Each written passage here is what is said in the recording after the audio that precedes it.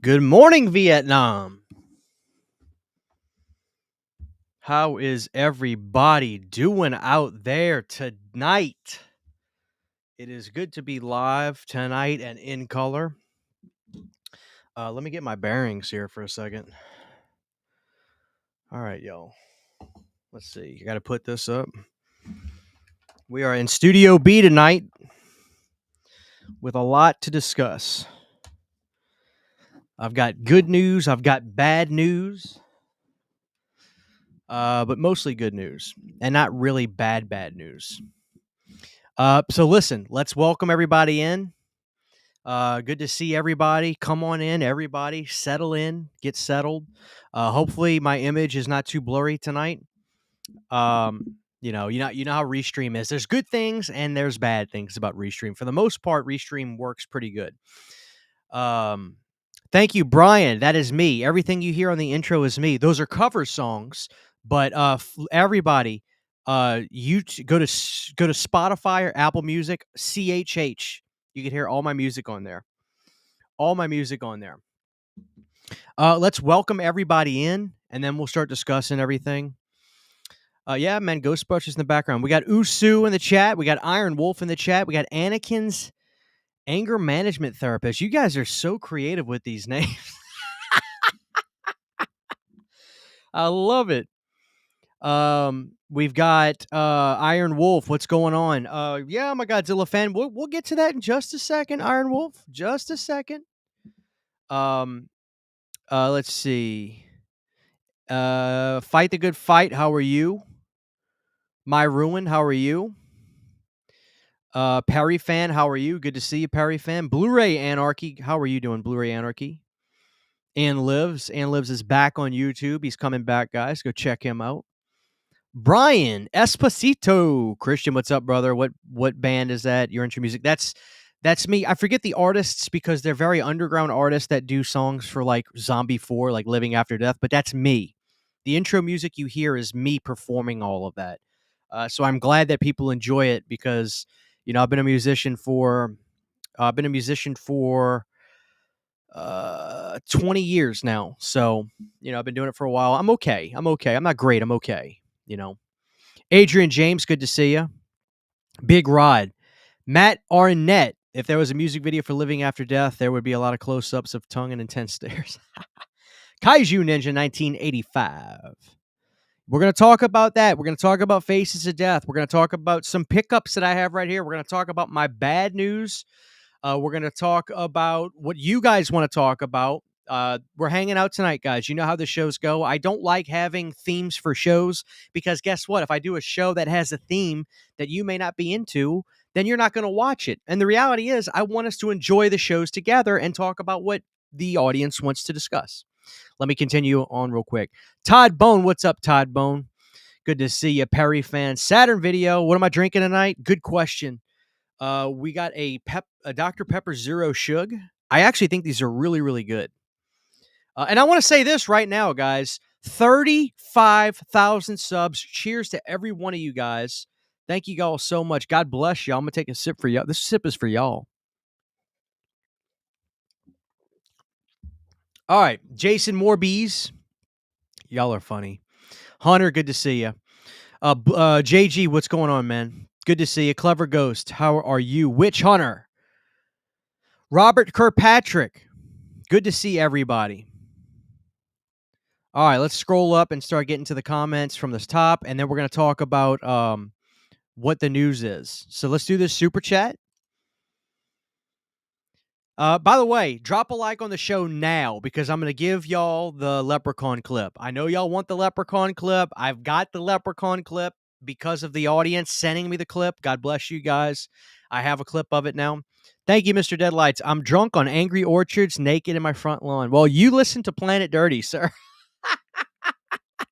You definitely listen to Planet Dirty. And with that, I say... I can't do an Irish accent. Try thee will, try as you might. The butter man will be naked and afraid all night. But fear not, lucky lads. You don't have to be naked and afraid when you have the new limited edition St. Patty Days Planet Dirty shirt. You must have a 4-leaf clovers up ye ass. because these shirts are now on sale for only $16. Happy St. Patrick's Day, D. What a classic clip. What a classic clip. 28 likes, guys. Come on. We got a 97. We're about to hit 100 viewers. We're about to hit 100 viewers. Let's get those likes up. All right, I'm going to do the next super chat. Then, thank you. I see you guys saying you like Living After Death. Listen, thank you guys. If you want to support my music, just listen to it. Listen to it on Spotify. Listen to it on Apple Music. Here's another thing. Please, guys, I'm asking nicely. I know it's kind of hard to search it because you have to really type out everything. But if you guys can, if you're on Instagram and you're making posts, use my music. Share use one of my songs. If you're using if you're showing off a zombie movie on Blu-ray or whatever zombie film it may be, type in CHH Living After Death. Use my song. That way Instagram sees that it's being used and it'll start getting promoted a little bit here and there. That's a great way to support the music too. All right, so let's see. We got another super chat from Scarpads Domain. Thank you so much. Your thoughts on the new Toxie being 3 feet tall?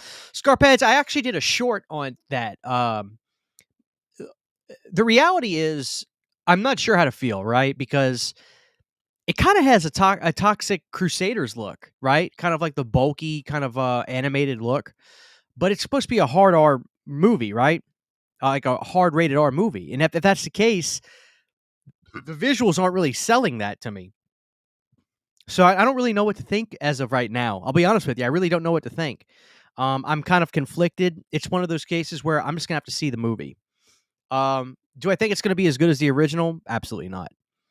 But do I think it has a fighting chance? Yeah, I do. So I'm going in hope-optimistic, which is a word I heard on the show Spin City that I really liked. All right, guys. Thank y'all so much. Thank you for the $2, by the way. I appreciate that. Thank you so much. God bless you. Salty Dagger, hi from Germany. It's always good to have my German friends out there watching the show. All right, guys, so let me tell you all my bad news, and then I'm going to answer every question you guys got, show you a couple pickups I have, and then the show is y'all's. Bad news is I have morbidly bad. You're probably saying to yourself, Christian, isn't it kind of hot in Louisiana? I have morbidly bad poison ivy right now. That's after 4 or 5 days of healing.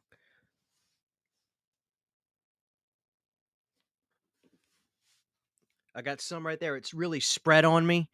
I would show you this spot, but YouTube has guidelines. But I'll show you my leg.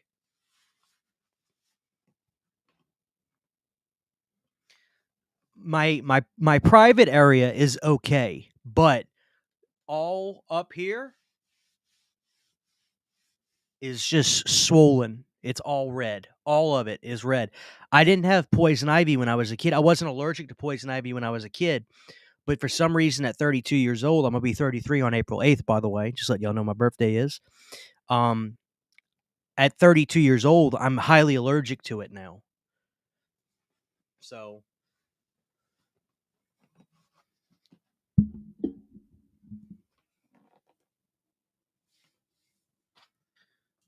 look how bad that looks. Now, everybody's wondering, why is it spread out on you so bad? Okay, so let me answer the question. I see people in the chat asking me about this. Mr. Deadlights. I'm going to pull this up. That way it doesn't get lost. Okay, so to answer the question, me and the wife right now, we're renovating our yard. We're clearing out all the brush in the yard. I live in the South. I have a bunch of, obviously have a lot of greenery in my backyard, woods. Well, we have a bunch of bushes and stuff that surround our shed in the back, and we were clearing all that out. And I have those big thorn vines, which I think are covered in poison ivy, poison oak. So if you guys, hey, show of hands, who watched the Night of the, who watched the Night of the Creeps? Who watched the Night of the Creeps review today? Did anybody watch that review I did today? Night of the Creeps 4K review. I dropped that today.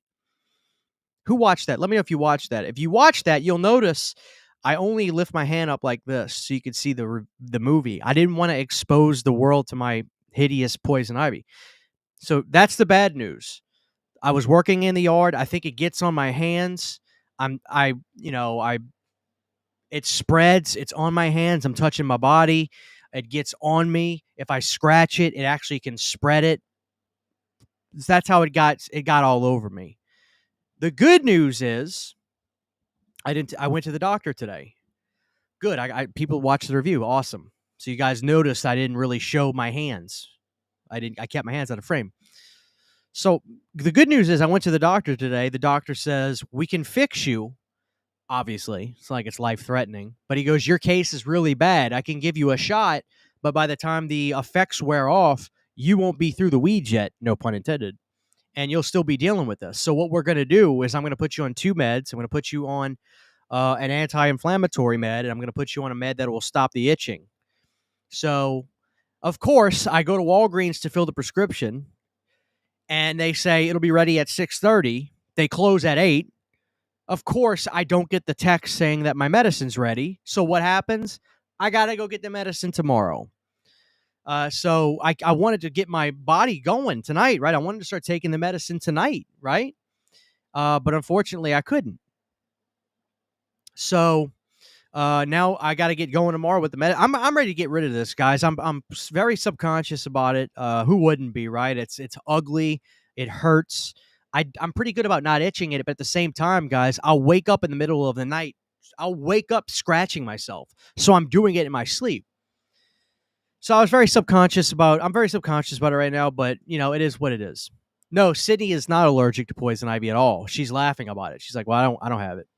So anyway, that's the bad news. And the good news is, I've got the medicine coming. We'll get it taken care of. And that sort of thing. Now, the good news is I got some movies to show you guys, and then we're going to talk about everything. Okay, so anyway, let's do the super chat. Thank you so much, Mr. Deadlights. By the way, 120 people here. By the way, my private area is fine. Thank God. That would have been very painful. Got 119 people here tonight, guys. Drop a like. Let's have some fun. This show is for y'all. God bless y'all for 35K. And guess what? We're just getting started. Like, I really feel like this channel is just getting going. My neighbors are threatening to call the cops unless I put on some clothes. My response, I have them the skin copter if you catch my drift. God bless you, dude.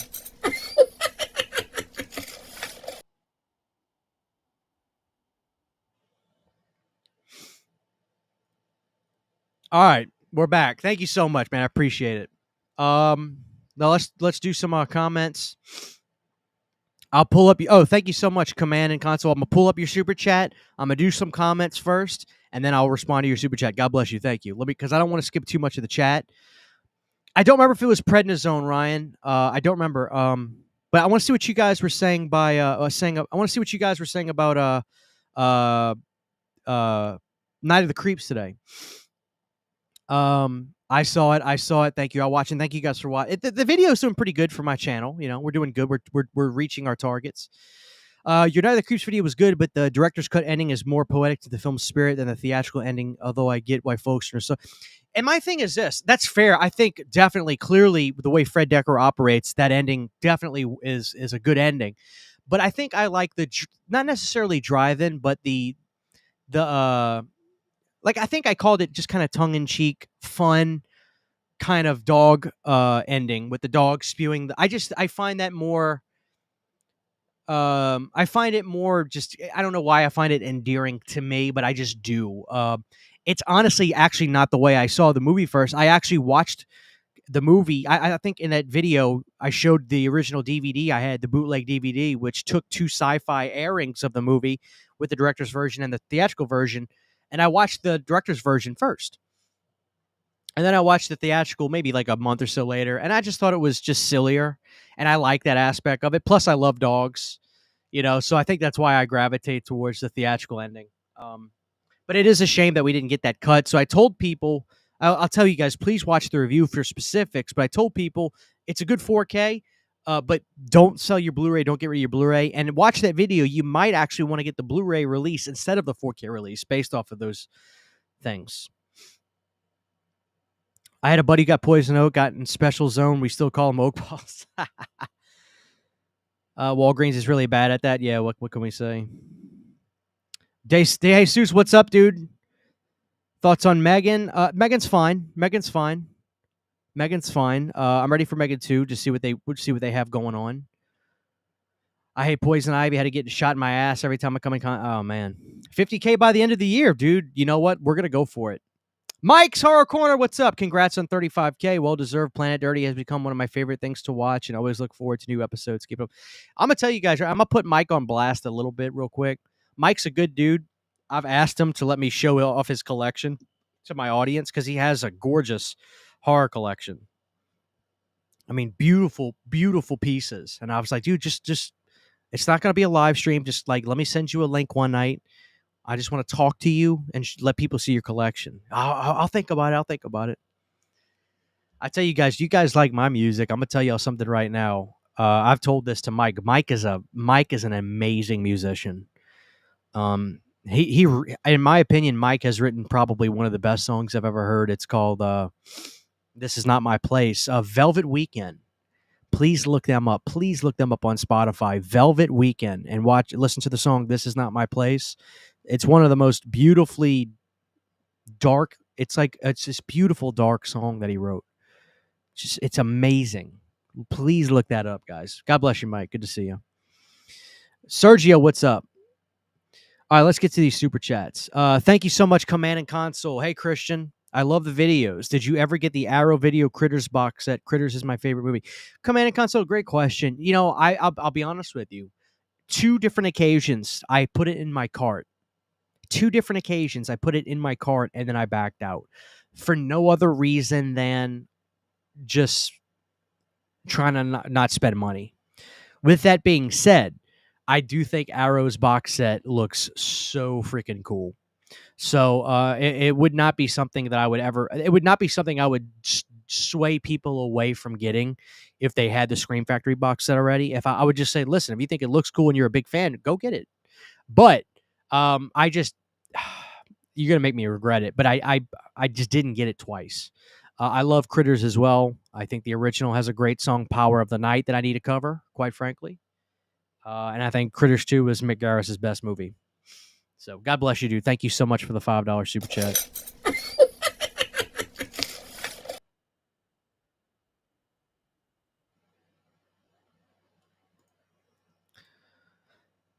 We've got Steven Hendricks.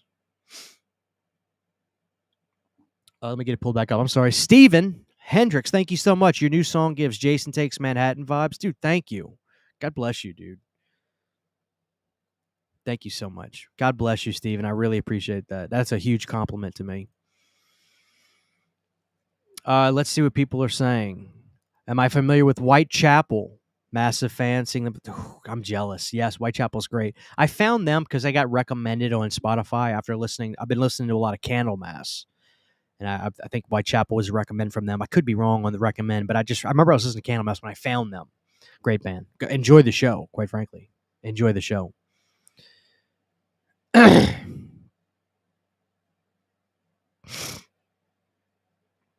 Excuse me. Sorry.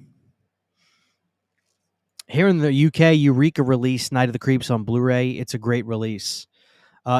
Nice. I don't need to look at it, though, because I'll probably want to buy it if I see it.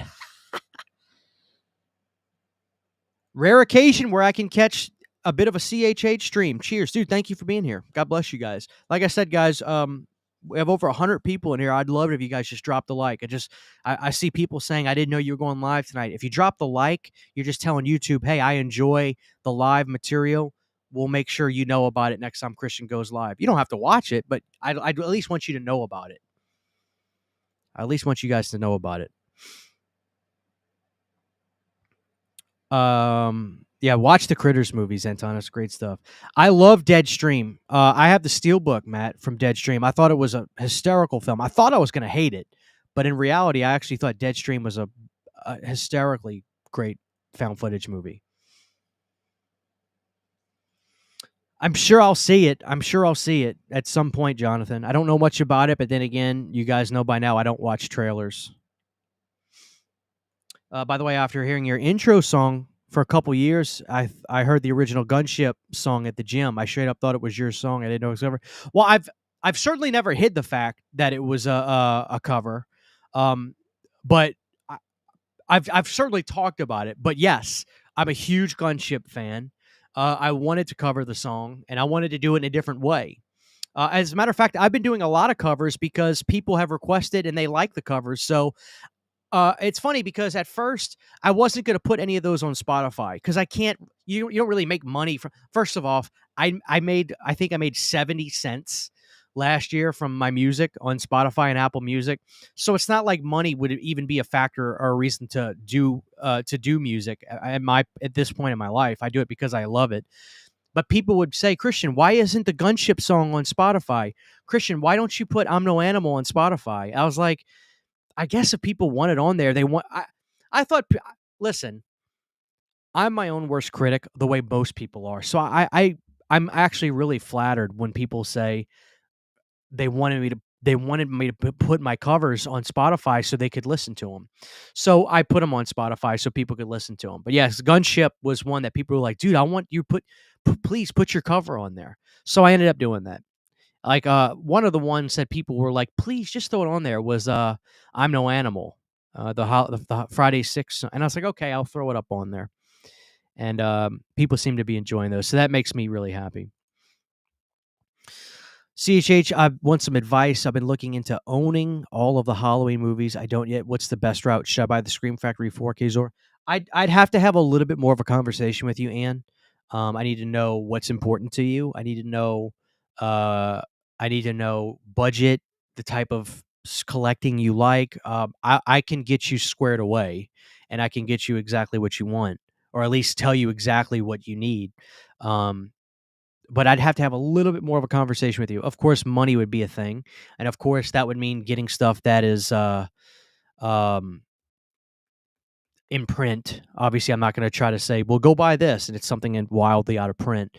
But I'd have to have a conversation with you and see what your priorities are um, with that, and what format you like or what format you prefer to collect. So you have me on Instagram. Please message me and have a conversation with me about that. I'd set you straight. I'd get you squared up, brother. I know, Brian. You know how it is, dude. It's just like, dude, it's rough looking. Like I don't want people to have to look at that, So that's why I'm wearing a sweatshirt. I'll have to check out that song, Matt. You're not the first person that's told me to. You're not the first person that's told me to do look out. I don't remember the song off memory, but definitely. I don't know anything about Sinners, Jonathan. So tell me when it comes out.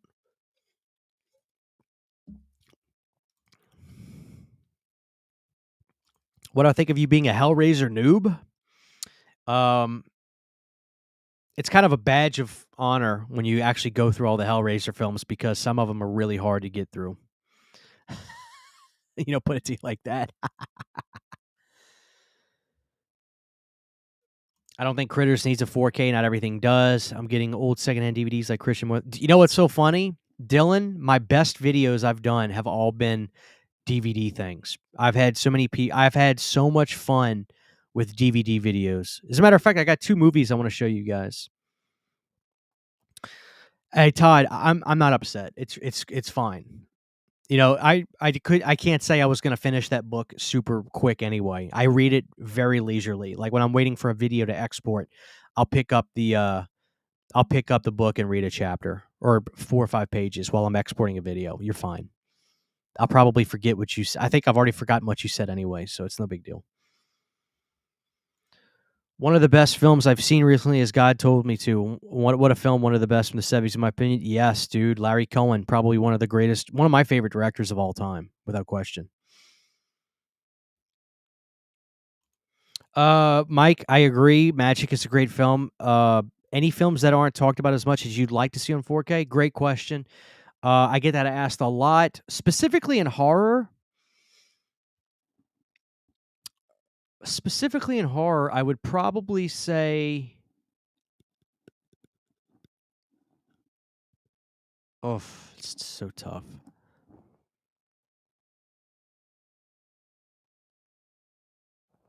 It's getting harder to say, right? Because there's so many movies that have come to the format already.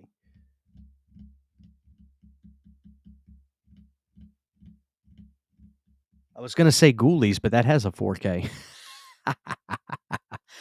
Damn it! What is it? Mike, let me come back to you. I'm gonna take your answer though. Magic is a great film. I love that movie.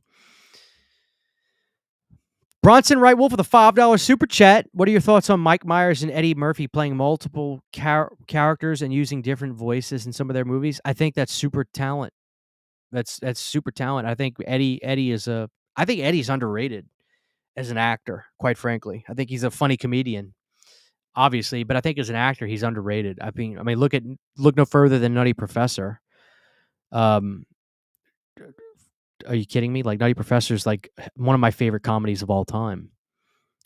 So without a shadow of a doubt, I think they're super talented, as well as Mike Myers. I think Dana Carvey is the real genius between the two, but I'll spare you guys my spiel on that.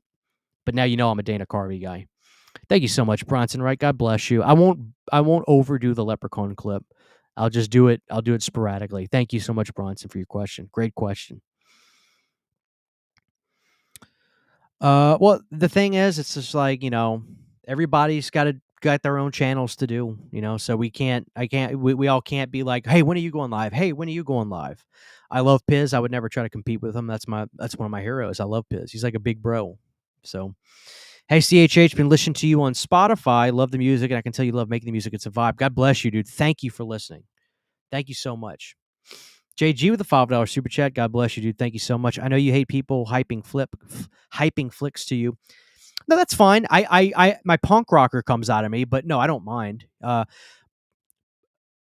me start it again. Sorry, I lost my train of thought. I know you hate people hyping flicks to you, but saw Rule of Jenny Penn in theaters, and it's a deeply is it disgusting or disquieting?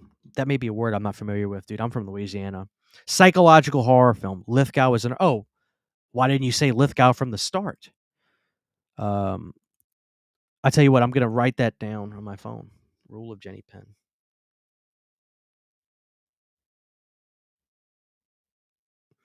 Anything with Lithgow is worth checking out. It's on Sling. What the hell is Sling? Oh, it's free on Sling. Sweet. Excellent. Yeah, I got that saved. Thank you so much, dude. God bless you. Thank you, JG. Appreciate that, dude. Yeah, if it's got Lithgow, you had me right there. You could have just said that. Have I seen Extra? I have, Kevin. I wish I could own that movie. I think I own the third one. I think what was it? Vinegar Syndrome put out the third one? But I've seen Extra. I wish I could own it. I feel like it's out of print, kind of. Sergio with $1.99 just picked up the Coffin Joe box on Amazon. Sergio, I did a video. Now, it's funny. I didn't want to do a video about the Coffin Joe box set and not watch any of them. So I watched one of the movies. I watched one of the movies from the Coffin Joe box set, and then I talked about that, a little bit of the history of Coffin Joe, and then I talked about the actual style of the box set that Arrow did. Arrow has perfected the box set, and that box set is amazing. That box set is fucking amazing. So, yeah, I love the Coffin Joe box set. Maybe one of the best box sets they've done. And Coffin Joe's movies are weird as hell. Thank you so much, Sergio. What do I think about Saw 11 being canceled? I think it's sad because I know people wanted it, but I can't say I'm too surprised. It's just doing these Saw 2.1, 2.2 movies. It is short-sighted thinking, and I like I said, I'm not happy, but I also had a feeling this would probably happen. So, and I think there's a lot of legal issues that they were trying to deal with, or just contracts or whatever, but it just sucks. No, I'm not an Ice Nine Kills fan. I get asked that a lot. I guess it's because they're a horror kind of a band. I've listened to them. The music's talented band, but I'm not really into that talking specifically about horror. My favorite bands tell me stories. They're almost bands that are a little kind of out there. Like I kind of lean more towards the Power Man 5000 and Blue Oyster Cult kind of sci-fi, mysterious, talking about weird stuff. Like I don't really want to hear songs about Art the Clown and Freddy Krueger. I'm not into that. I like to be challenged. I think if you listen to, it's funny on Radio CHH, I just uploaded a rip of which is actually the theme of this show. I uploaded the rip of the live edition of Astronomy by Blue Oyster Cult, my favorite band. They're tattooed on me. Astronomy is a beautiful song. It's this beautiful science fiction ballad about the world, life out there. And Eric Bloom's lyrics, the songwriting from Blue Oyster Cult was second to none. I still think that Blue Oyster Cult's one of the greatest, most underrated bands of all time. And in terms of a live rock band, you're not going to beat Blue Oyster Cult. So, guys, check out Radio CHH. Pull up Astronomy that I just did, and please, please listen to the lyrics that Eric is singing. They're just they're gorgeous songs. The clock strikes 12s and moon drops burst. Just beautiful lyrics. So thank you. Our pugs have to meet. Yeah. Owen Hart, man. That's his name. That's his name on paper. Owen Hart Hanna. God bless you, dude. Respect to any pug owner. Thank you, Fourth Seals, for listening to the music. God bless you, dude. I'd love a video on your horror magazines, Christian. I feel like that's something. You know, it's funny, Jigsaw. I did a video on that probably 3 or 4 years ago. It's probably time for a new one because I just got a new magazine rack. The video's posted on Patreon from a collection video I did, but it's not available yet on the channel. But patrons have access to it. My buddy Zach got me this beautiful old magazine rack that can hold a lot of them. Not necessarily. But I wish they did make that RoboCop remake. That's what I will say. What's up, Eli? Good to see you. Favorite soda pop, Lenny? Great question. I'm a Coke guy. Diet Pepsi's my favorite, but I'll tell you what, this is coming up. The Zero Sugar Dr. Pepper. I wasn't a fan of Diet Dr. Pepper, but the Zero Sugar Dr. Pepper is good. I love Pepsi, but I'm not going to always just say screw anything else. I like to try different sodas. I think Zero Orange Crush is good. Zero Sunkist is terrible, but Zero Crush is good. Mark my words on that. You guys can take that to the bank. That's a great answer, Near Dark. Fantastic answer. By the way, guys, please drop a like on the show. We have a larger crowd in here now, 133. God bless every one of y'all. This is your show. I'm going to stick around for a while, answer all your questions.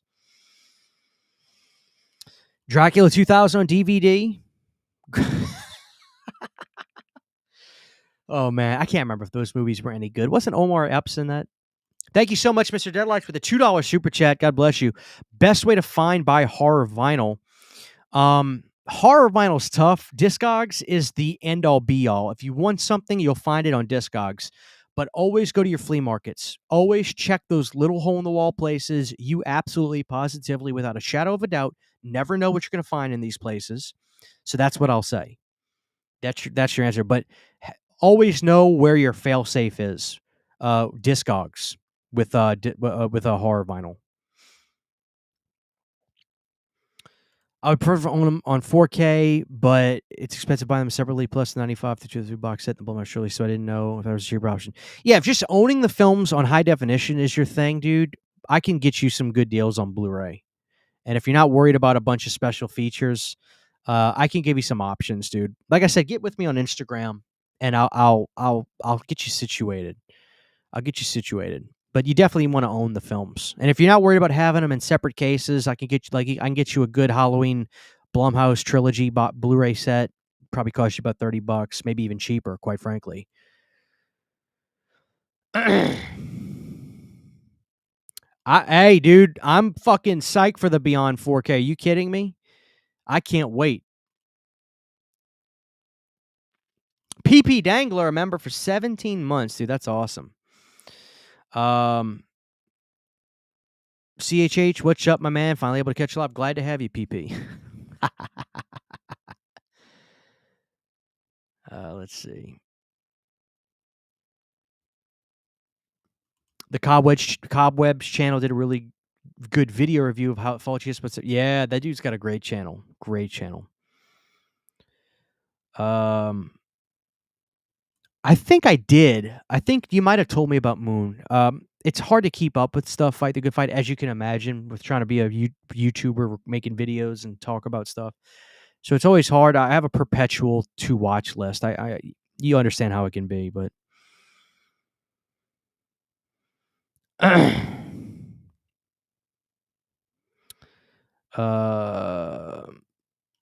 I don't know if Lionsgate necessarily gave up on it. I just think there were some hurdles that were unhurdleable, basically. Yeah, that's another thing. Tobin Bell being, I think he's 83. I mean, God bless him. People are living a long time nowadays with medicine and everything. They got pills to keep everybody alive. Excuse me. But at the same time, not everybody can be, who is that, Dick Van Dyke? That's just like 90 something still, or like Mel Brooks is like 90 something. Dude gets up and walks like 2 miles. Not everybody can be like Mel Brooks. So it's tough once you get up in the 80s, man. That's thank you so much, JG, with the $2 super chat. God bless you. Rest in peace, Wings Hauser. God, we did lose him. Yeah, Vice Squad is a great film. I don't think I'm going to get that. I don't know. I'm going to be honest with you guys. Not a lot of people probably will talk about this, but I'm going to tell you guys about it. I don't think Kino's sending me any more stuff to review. I think they were, obviously I can only speculate, but I don't think they were too happy, which is weird because I actually told people to pick up Crawl Space. I thought it was a great little release. But I don't think that Kino was very happy with me because of the fact that I said that the 4K on... I showed video proof of it. I said I thought that the skin tones of the people when you get up close had almost this kind of glittery effect. Other than that, it looked really good. But I don't think that they liked that I said that, because when they would send the next month's list of movies out and I would ask to, review them, I'm not really getting any responses back. And I respect that. They don't have to send me stuff to review. I'll buy whatever I want and review it. But at the same token, I also praised, I could be wrong. Maybe they're just having a hard time getting back to me. I praised their releases for Summer Rental and Uncle Buck, but they deserved the praises. They were good releases. I just thought that I thought that Graveyard Shift was not a great 4K. It's a good 4K, but not a great 4K. So I don't know. I could be off on that, but it very well could be possible that they're not gonna deal with me anymore, which that's fine. I'm gonna tell you guys this. I'm gonna tell you guys this right now. MVD, they're the best. I have a good relationship with MVD, and they're kind of like a distribution company to where they get releases from different companies. They'll do stuff with Full Moon, Unearthed Films, whatever. The MVD, they always said, Christian, of course, we want to send you stuff out so you could show the releases to your audience, but don't lie.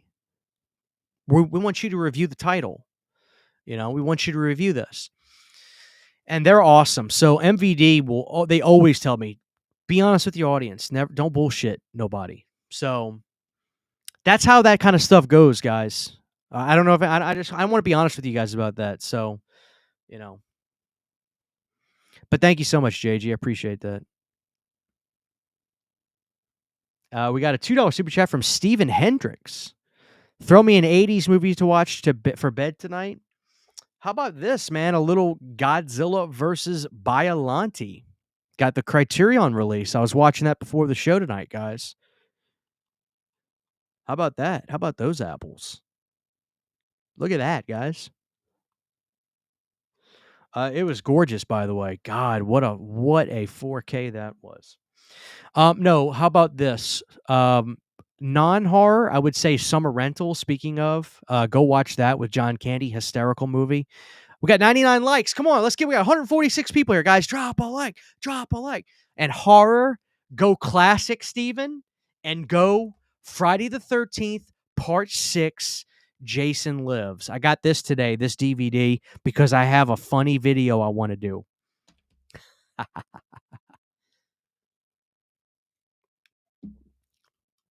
Okay. But thank you, Stephen Hendricks. God bless you. Dino, what's up, dude? I'm assuming, Dino, you're referencing Some Enchanted Evening. All versions of astronomy are amazing. Yes, the astronomy records version from Imaginos, Todd, is so good. It's got like this gallop. The clock strikes 12 and moon drops burst out on here. Oh, it's so good.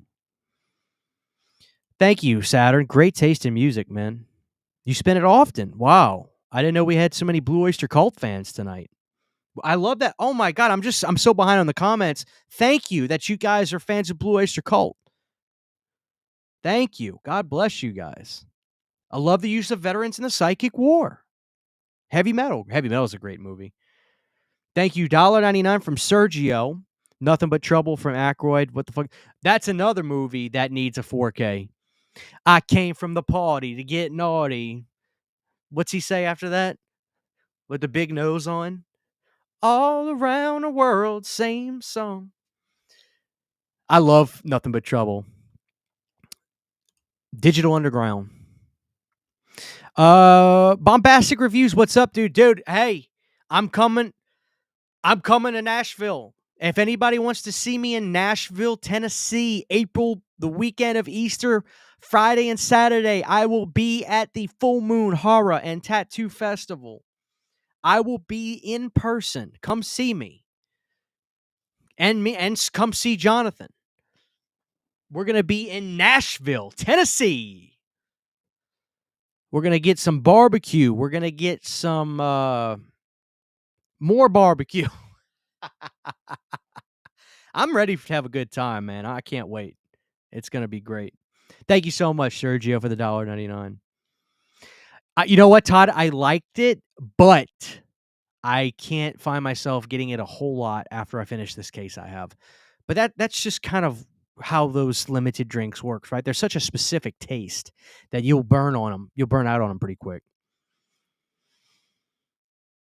I love the Jones soda. Yeah, the Jones sodas are good.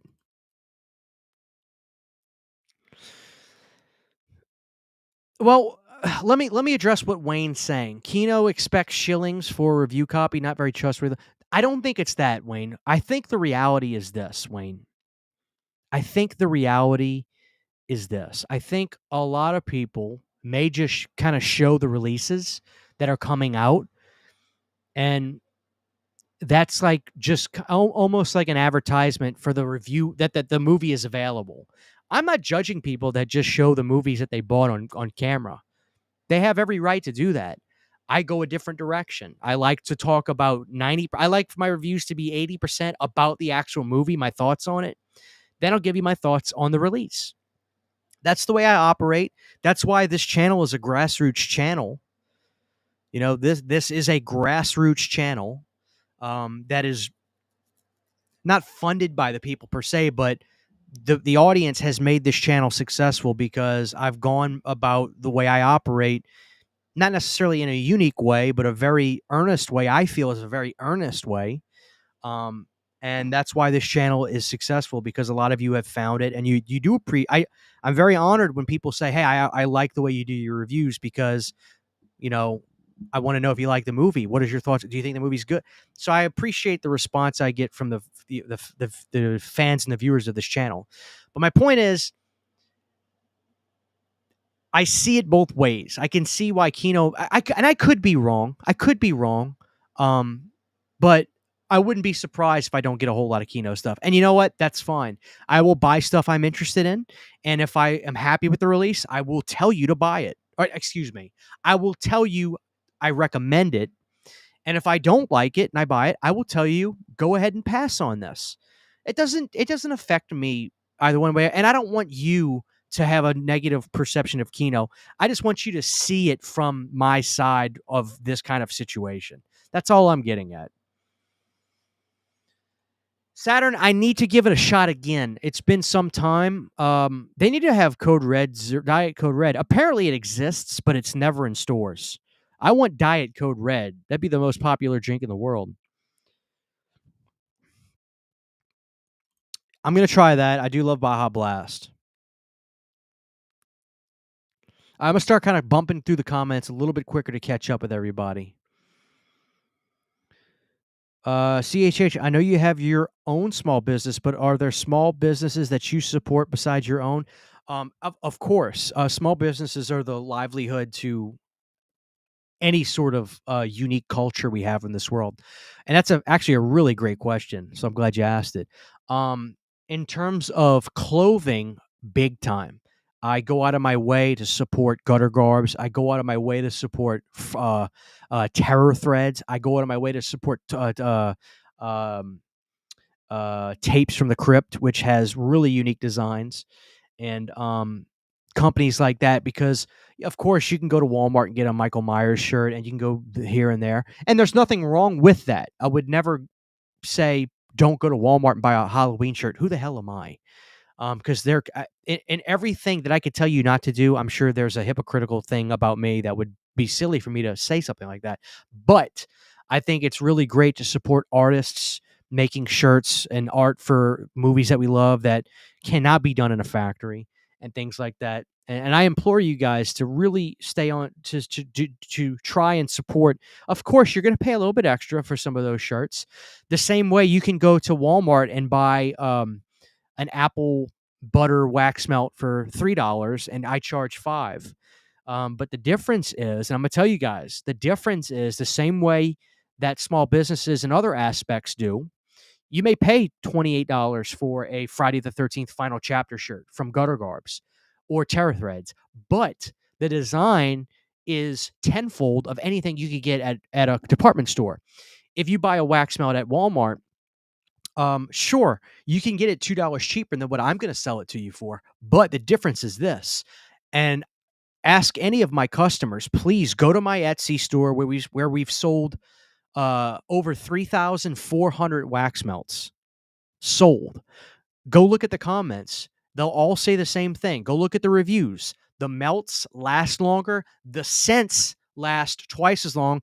And that's by design.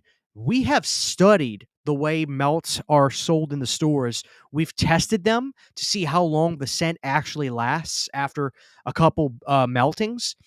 Our stuff will last at least twice as long on average to anything you buy at Walmart or any big department store from the big chains. So that's the difference in small businesses as opposed to big factory stuff. A personal touch that is worth the extra 10% of a cost. Great question. Chad for Horror, what's up? You found an original Amari Cone's The Thing? Wow, dude. Amazing. What flavor milkshake do I like? Honestly, dude, just a great vanilla milkshake is good. But I like the trifecta, strawberry, chocolate, and vanilla. All three of them are good. I really love strawberry flavoring, so that might actually be my answer.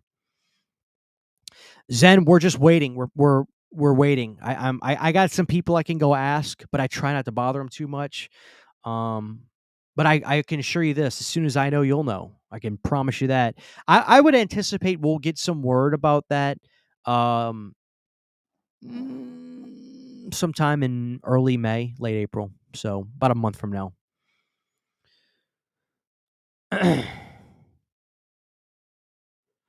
The answer is absolutely Porky's. I love Revenge of the Nerds, but come on, it's Porky. Porky's is a fucking classic. Thank you, Chad, with the $2 super chat. You're awesome, bro. No, you're awesome. Thank you so much, dude. God bless you for that. And I will play the Leprechaun clip for y'all after that. Thank you for all the super chats. Can't do an Irish accent. Try as ye will, try as you might, the butterman will be naked and afraid all night. But fear not, lucky lads, you don't have to be naked and afraid when you have the new limited edition St. Patty Days Planet Dirty shirt. You must have a 4-leaf clovers up ye ass. Because these shirts are now on sale for only $16. Happy St. Patrick's Day, D-lads.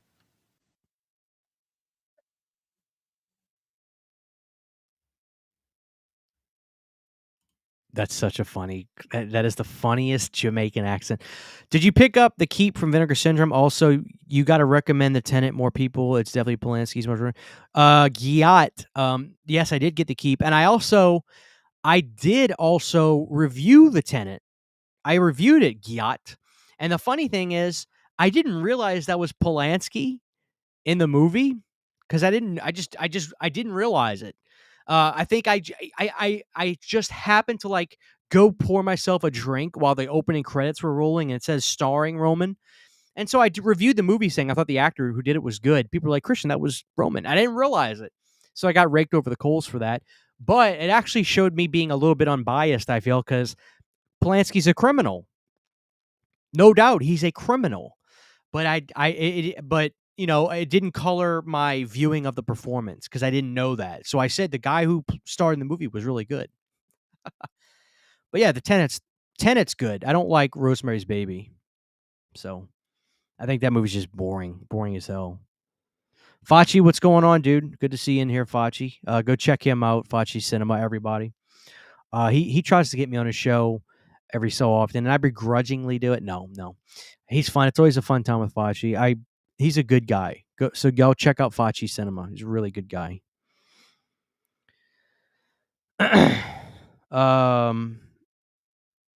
Let's kind of scroll through the comments a little bit faster. What record player do I have? I have a couple. I have an Audio Technica.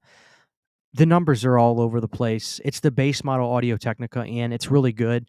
Then I have I know it sounds silly, but I have a high-end Crossley player, which I know Crossleys are kind of like those cheap, like little suitcase record players. But the one I have is nice. It's got a huge bass. It's got a really nice needle. I got a good deal on it, which is why I got it. It's like a $300 something Crosley record player. I could send you a picture of it just in case you're wondering. And I got it on mega sale for like $100. And that's what I used. That's what I have in here to rip my records. Really nice. And then I have, I think it's another Audio Technica, but the base model Audio Technica that you can get at Walmart, it's $150, is a great record player. Great record player.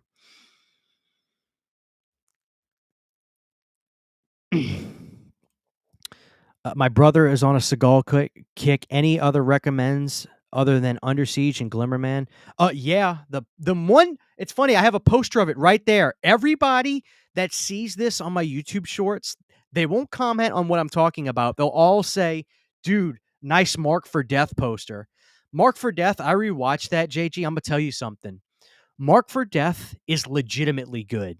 Not funny good, not so bad it's good. Marked for Death is fucking legitimately a great action flick. Tell him to watch Marked for Death now. He'll love it. And that movie's out of print, which is bullshit. Todd, me and you are cut from the same cloth. I am an Imaginos junkie. There's documentaries about that record that I've watched. I'm fascinated by the record.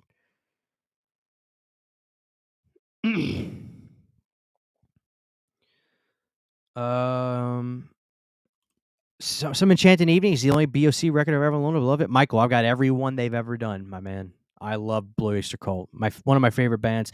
Alice Cooper, Blue Oyster Cult, and then probably Huey Lewis and the News are like my top three. I love Huey Lewis and the News. I'm actually a diehard Huey Lewis and the News fan. So, Hard Eyes of the Monkey? Probably the Monkey, right?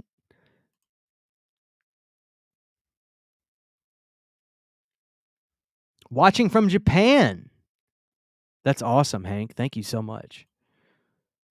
Thank you, Michael. God bless you, dude. I appreciate that.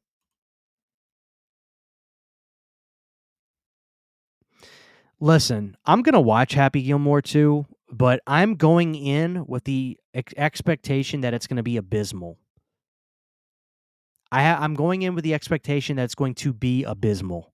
That way I cannot be disappointed. Adrian James, I can dream about you if you can't hold me tonight. Are you kidding me? That's one of the best songs ever written. I don't understand it. Can't take my mind from... Oh, God, I love that song.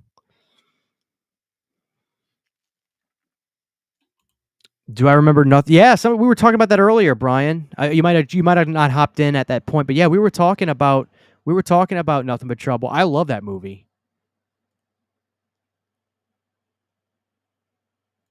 I have seen Enemy Territory. Why do I not remember that being an Empire movie? I'm sure eventually it will. I don't know who owns it. I would assume MGM, right? Didn't they buy? I know that they bought. I know MGM bought Empire, with the exception of a few titles from. It's funny. I read Charlie's book, and when he sold Empire to MGM, they bought the catalog more or less. But Charlie, in the negotiations, kept the rights to certain movies. Robot Jocks was one. The sequel rights to Robot Jocks. So he did Robot Wars, right? And he also kept the rights for Trancers. I don't know how Charlie managed to do that, but he kept the rights for Trancers, which is why Full Moon put out Trancers 2, 3, 4, 5. But I don't remember Enemy. I don't remember Enemy Terror. I don't know why I didn't realize that was an Empire film. I'd love to see it though. It's my first year going to Full Moon, man. So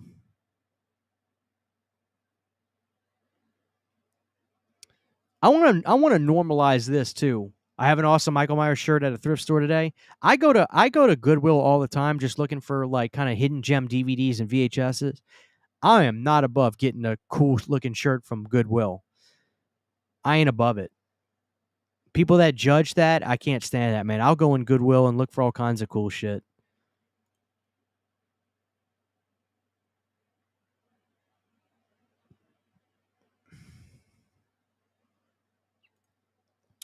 How do I feel about custom made covers? For example, I'm not a fan of my Fight Club Blu-ray cover.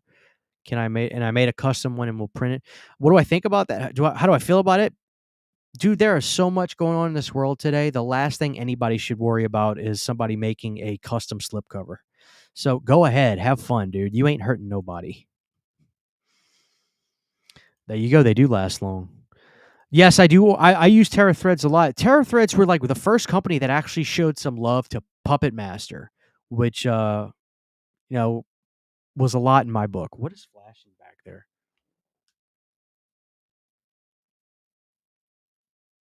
Oh, it's my lights. Okay. Sorry. I was like, what the hell is that light? I get naked. Chris Johnson, what's up, man? Thank you for swinging in. Dude, we're just having fun tonight. Celebrating 35K it's on the Some Enchanted Evening show.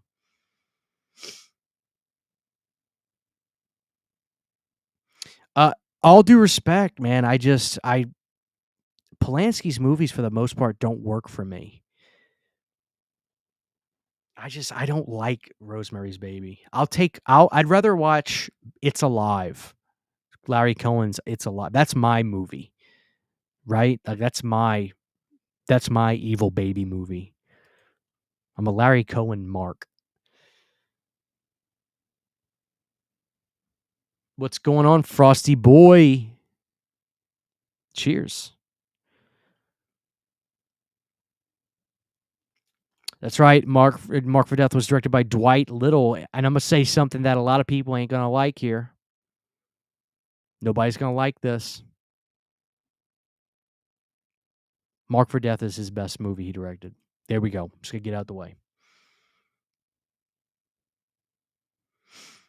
Nice. You got an audio technica LP60X. I wonder if that's the one I have. I wouldn't be surprised, but I love it. It's a great player. Ben Grimm, what's going on, brother? What do you think of the Poonaverse picking up that big Peter Pan set from Umbrella? It's part of the. You know what, dude? Ben, I think I'm gonna cut off my Umbrella. I think this is reasonable, right? I think I'm gonna cut off my Umbrella releases for those movies and just get whatever Scream Factory does, right? I think it was fun to do for the Winnie the Pooh movies, but the reality is, Ben, I thought Winnie the Pooh Blood and Honey was stupid fun, but then I thought they got too big for their britches with the sequel. I don't know how you feel about that, but I actually prefer Winnie the Pooh Blood and Honey 1 way over 2. I hated the design of the look of Winnie the Pooh in 2. He lost a bunch of weight. Winnie the Pooh should be husky, right? He's a bear. And the fact that the suits didn't really move, like they didn't have much facial expressions, it worked because of how ridiculous the first one was, in my opinion. Of course, there were people that hated on Winnie the Pooh. I love the first Winnie the Pooh. They had too much money in 2, and they made stuff look good enough when it, to me, it goes totally against why it goes totally against why I think why and how I think they should do those movies. So Winnie the Pooh Blood Honey 2, I didn't like it that much. I much prefer the first one. With that being said, I feel like now a lot of those movies are going to have a little bit too much money behind them and a little bit too much quality to where it's just not going to work for me. But that being said, I'll probably get the Peter Pan movie, but I'll just get the Scream Factory Blu-ray that they put out for it. That's probably what I'll do. I'm not going to get any more of the Umbrella ones. That's right. MJF is going to be in Happy Gilmore too. It's going to be cool to see him in that crappy Gilmore. What's your favorite giallo? Did you get the Blood and Black Lace from Arrow? I don't think I picked that up. I don't know, man. Like, I am more of a fan of just the Italian horror film as opposed to the giallo, because I feel like with that specific subgenre, when it's good, it's good. But when it's bad, aka boring, it's really boring. With that being said, I guess my favorite is just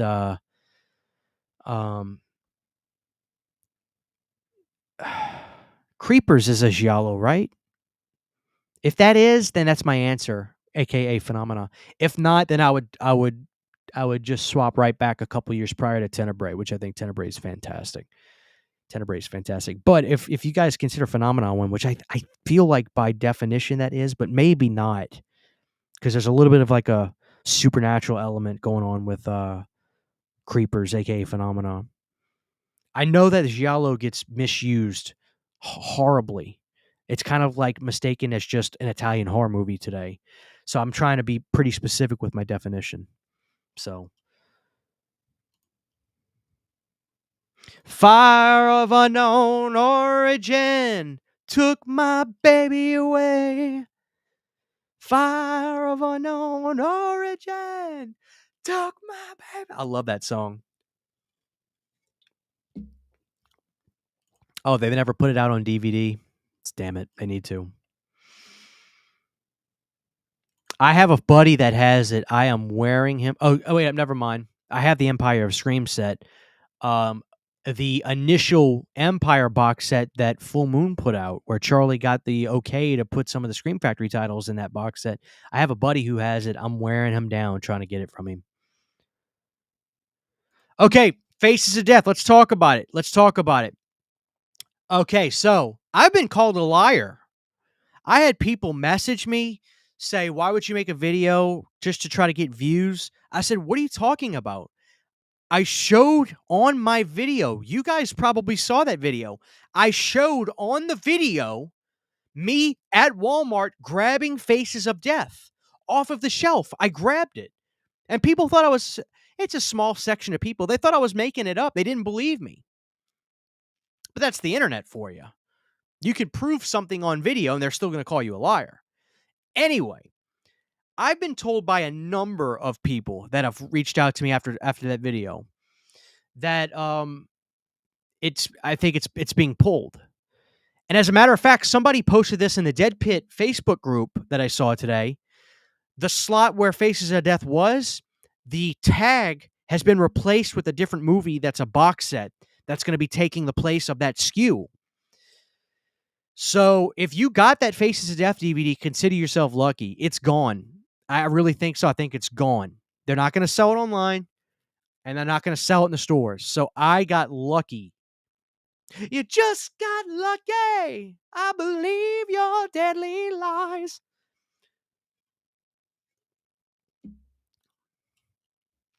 So, no, that video was not me trying to look. Listen, I got a ton of videos I can make, but I wanted to talk about Faces of Death because I got it at Walmart. It's on video. Watch it in the video. You see me grab it. Come on.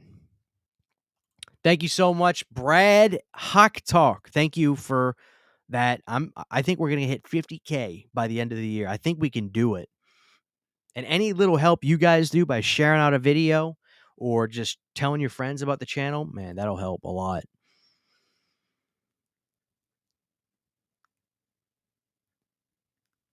I agree, Chris. It's entertainment, man. Let's have some fun. That's my thing. It's like, yeah, there's times and places to bitch about stuff, but at the same time, don't make that your personality. You know what I'm saying? And that's a tough one. I would probably go with Vice City, but at the same time, I have a movie of his I just got from Vinegar Syndrome called The Carpenter that I want to watch. So I love It's Alive, but Rosemary. No, listen. I understand I'm on the outskirts of this Satan's Child, which is also why I don't go out of my way to annoy the audience by saying Rosemary's Baby is a POS. I don't go out of my way to do that. But when it does get asked, I just give my honest opinion. I'm not a fan of it. You know what I'm saying? I think that's fair, right? That's fair. Marked for Death, then Phantom of the Opera, then Halloween 4. I think I might swap Halloween 4 and Phantom of the Opera, but I love Phantom of the Opera. It's just a great movie. I think I'll agree with that. But yeah, Marked for Death really is that good. I think people sleep on it. No, CR, we're having a good time. We're a little over an hour right now, but I'm going to hang for a few minutes. We've got 150 people in here. Guys, I'd love it if you dropped the like. I really would. I pick up the Crush Zero Sugar at Walmart. They never have a huge amount of stock of it there, but, I get it at Walmart. If you're in Texas, you should have HEBs that have that. I can't imagine they wouldn't.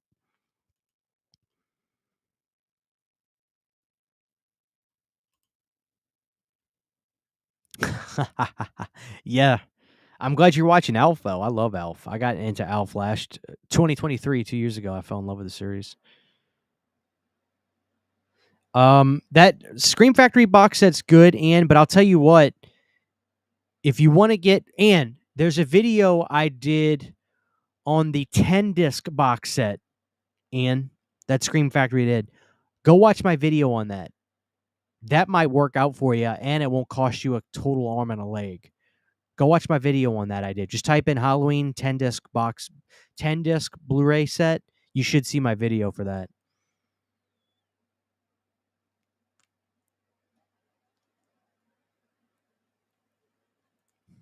Yeah, it's not enough for some people. Oh, yeah, I get asked that a lot as a Blue Oyster Cult fan. Yes, I love the Stone Age.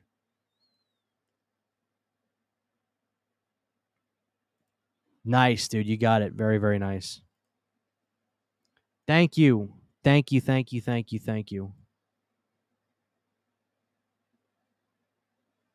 Yeah, like I said, it was probably I got 15 messages from different people talking about, dude, I'm hearing it's pulled. I'm hearing it's pulled.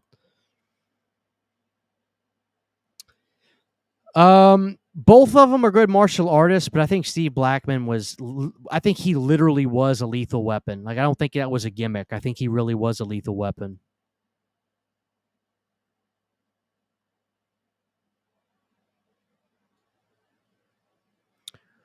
What are your favorite 3 Dokken songs in no particular order? Mine is From the Kiss of Death and In My Dreams It's Still the Same. Don't Close Your Eyes. Wow. Wasn't Don't Close Your Eyes the last track on the live record? Okay, I'll give you my 3. I'm going to throw you listen, Aaron, I'm a big fan. I'm going to go with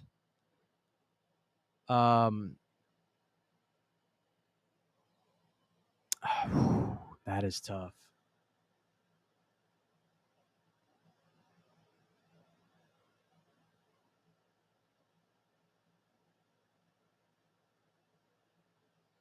That is super tough. I don't want to dodge this. Let me look at the discography.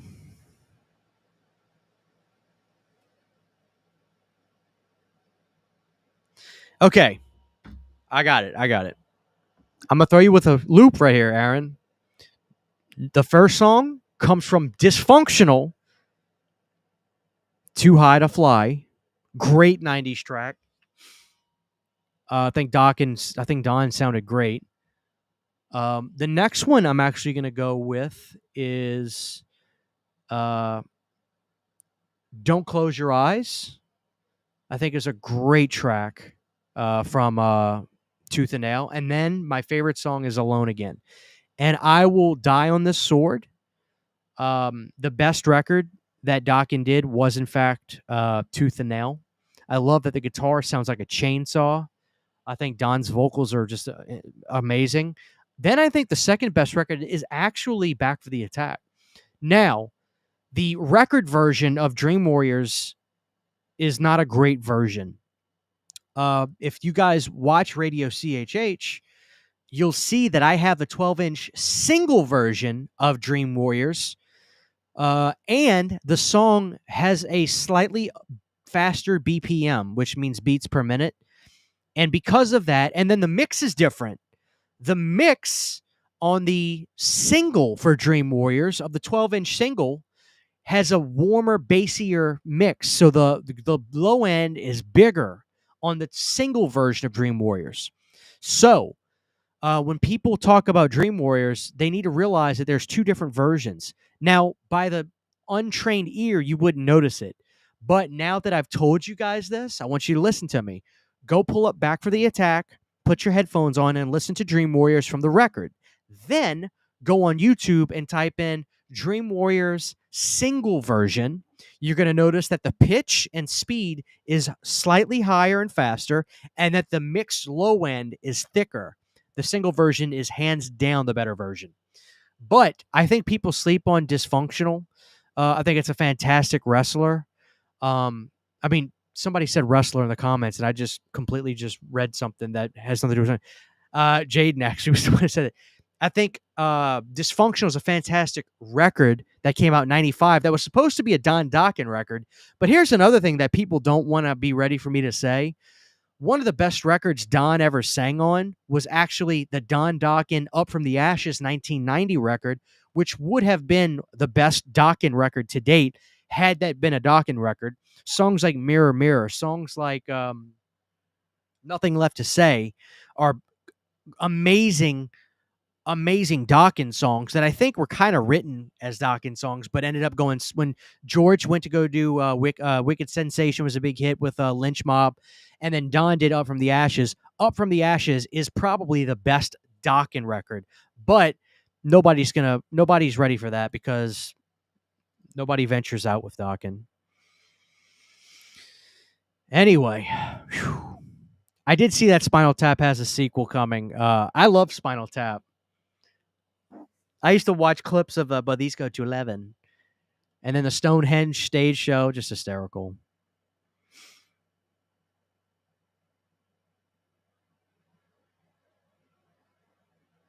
What was it Jaden was saying? Let me find it. Here it is.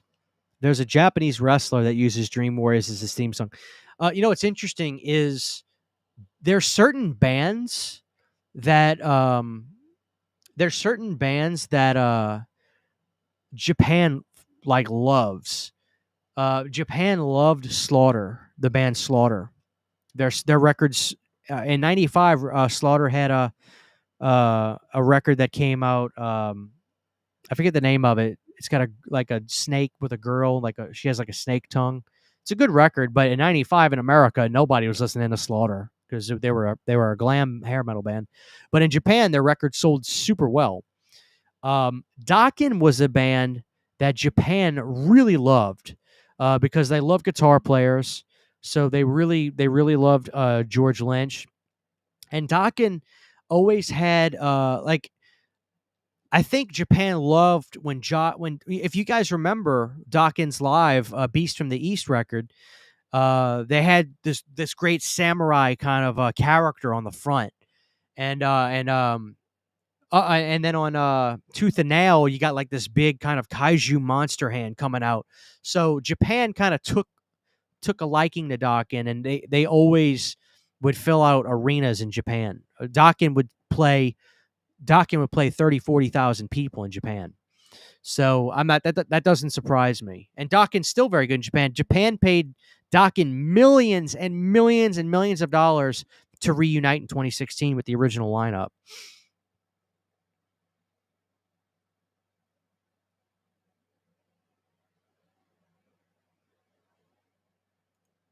Okay. Nothing Left to Say is not the song I was thinking of. I was thinking of 1,000 Miles Away, because the lyrics of 1,000 Miles Away is, there's nothing left to say, because your amnesty is 1,000 miles away. The name of the song was 1,000 Miles Away, but that nothing left to say line was getting stuck in my head. But good call, Aaron Click.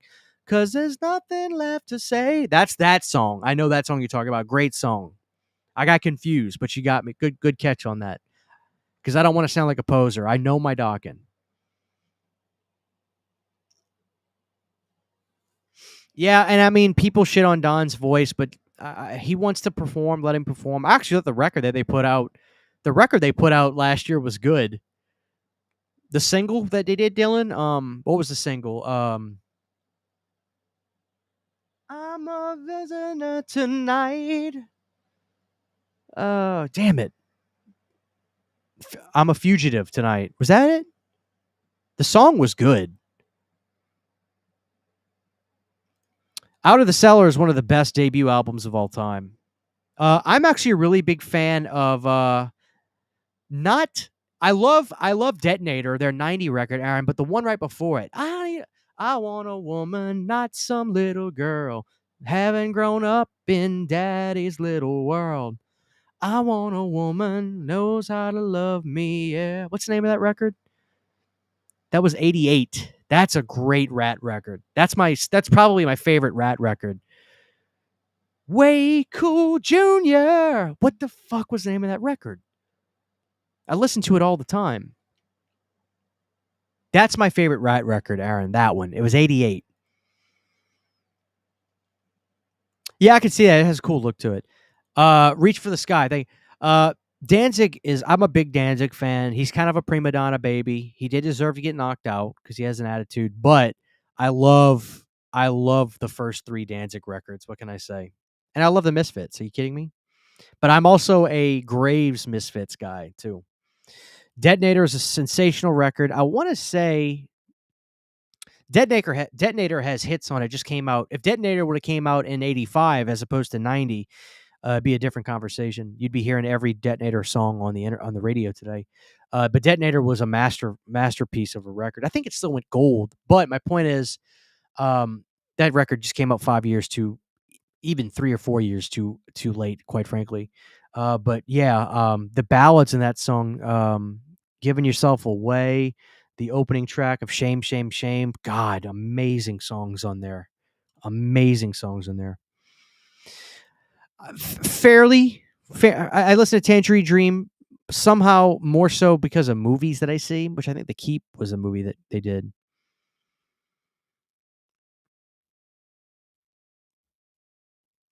All right, so I'm caught up with the chat, guys. So I'm gonna be good for the next 5 minutes or so and keep up with you guys. I love the Blue Oyster Cult clip. One of my favorite shows ever.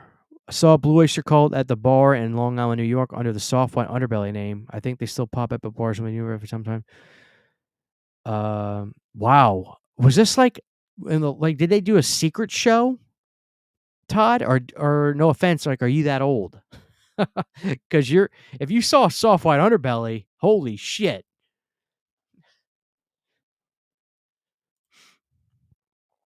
Yes, dude. I'm basically the same age as Harry Potter, the actor is. So I mean, I grew up with those movies. Those movies were everything. I love Chamber of Secrets. That's like my jam. Chamber of Secrets is my jam. And that's not a problem. We can get you the producer's cut. There's Miramax. Once the Scream Factory box set, Blu-ray box set came out, Miramax put out Halloween 6. They put out Halloween 6 on Blu-ray themselves. You can get that on eBay cheap. We can get you there's no problem. We can get you a Blu-ray of the producer's cut. It's not a problem. Don't worry about that. I can't remember if you've answered this on stream, but what's your favorite Jim Carrey film? He's probably my favorite actor of all time. Personally, I'd say Truman or The Grinch. Great question. So I actually just rewatched the movie with him and the Titanic broad. I loved her in that movie too, by the way. What's her name? Kate Winslet? Is that her name? Gorgeous woman too. I love her. I think she's still as gorgeous today as she was back then. Anyway, Winslet, I think, is the actress's name. Um, so and what's the name of the movie I'm talking about? Eternal Sunshine of the Spotless Mind. Um, so my favorite performance from Jim is probably Truman Show. I think that movie is a metaphor for life today, really. I think I think his funniest role, honestly, was Liar Liar. Um, I think Liar Liar is actually really funny. Um, but I think I'd have to go with Truman Show. I really do. I love the Cable Guy too. I really do. I've gone back and forth with the Cable Guy. It's kind of like a psychological thriller in a way. Um, Cable Guy's good, but the audiences, I don't think, including myself, when I saw it as a kid, I didn't like it. But I don't think people were ready for that movie. I think Jim was 20 years early with the Cable Guy, you know. But yeah, probably the Truman Show. Okay, 2000. So it was okay, that makes sense, Todd. That's pretty cool. I would freak out. I want to see Blue Oyster Cult live. I think they kind of stopped playing from what I heard, but I thought that the Symbol Remains record from 2020 was good. But Buck Dharma always writes the best riffs. He always has. Cold Canyons is good, man. We're recording music again right now. We always have a lot of shows booked up, but you know, it's not really something that my audience doesn't give a rat's ass about my band, and I can't blame them. You know, I it's not really anything that has to do with my channel, and even the music I do with CHH, it's mostly horror or movie related stuff, so it's in line. But yeah, the band, we stay busy. We have a lot of music coming out. If you guys want to hear my band, please check out Cold Canyons on Spotify and Apple Music too. So Dumb and Dumber's great. Love Dumb and Dumber. I can't remember what the accountant is off memory. Maybe I haven't seen that, but I love the John Wick films. They actually saved me from hating all action films today.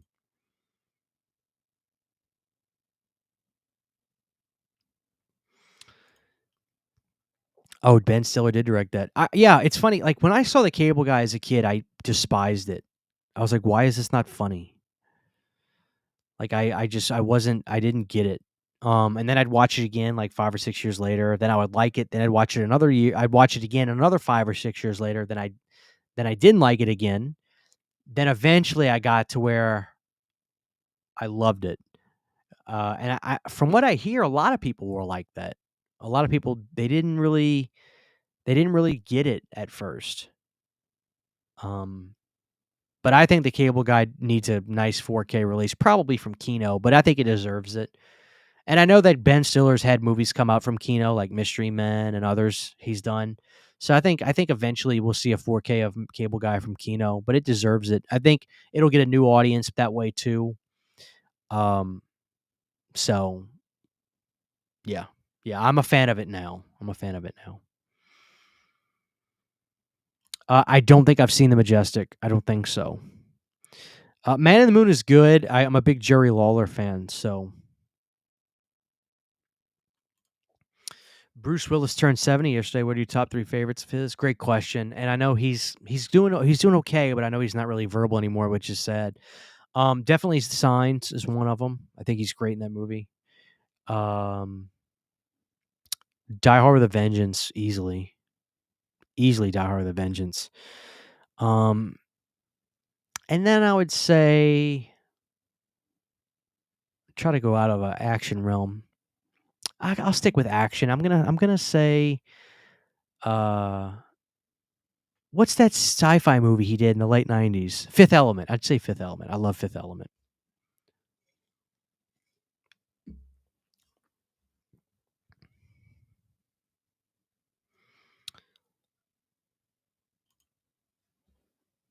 Hey Christian, I'm late to the show. How are you? Don't know if anybody asked you yet, but did you say that the new Hell House is not going to be found footage? What do you think? I'm a little bummed out about that. Nobody actually asked me that tonight, and I didn't bring it up, so I'm not blaming the audience. But I don't know how to feel about that. I'm actually going to be honest with you. I wasn't too happy. I think that it's I'll tell you what I think. I think what I fear is it's a, oh, my movies are successful. I don't want to be typecast as a found footage director, blah blah blah. But I get bummed out when people look at found footage as a crutch and that it's a limited market. I don't think that's true. I think with anything in life, if it's good, people will watch it. So I will be honest, I'm not really happy that it's not going to be found footage. And just like anything else, when I see the film, if I think it's really good, I will say I think it's really good. If I think it's not good and I think that they should have stuck with found footage, I'll say that, you know. So I don't know, but my gut feeling when I saw that it wasn't going to be found footage was sadness. I just thought it feels like a sellout move. And I don't know the guy's reasoning or intentions, but it just feels like a sellout move. So, bums me out. Mr. Deadlights, thank you so much for the $2 super chat. Ever been to Mobile, Alabama? Yeah. I used to do vacations with my family, and going to one of the coasts in Alabama was like a cheaper destination than going to Florida and less people, which I'm pretty sure was Mobile. I'm pretty sure that's where we would go. Yeah, I'm sure I've been there at least a number of times, somewhere in Alabama. Excuse me. Thank you, dude, for the $2 super chat. Appreciate that. Take it easy, Ryan. We're going to be wrapping it up here in a second, too. Favorite Ozzy album or song? Great question. My favorite album is probably No More Tears. It's a great record. It just is. It's a great record. But my favorite Ozzy song,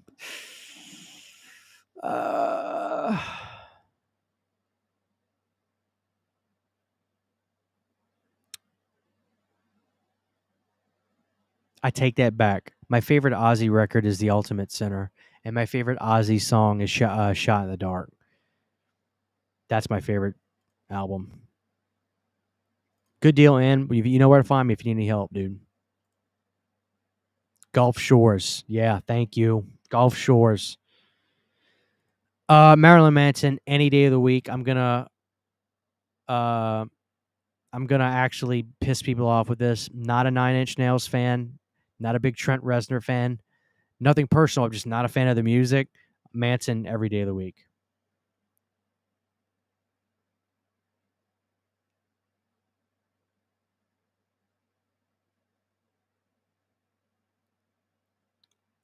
What did I say? Signs? Yeah, I meant The Sixth Sense. I'm a dumbass.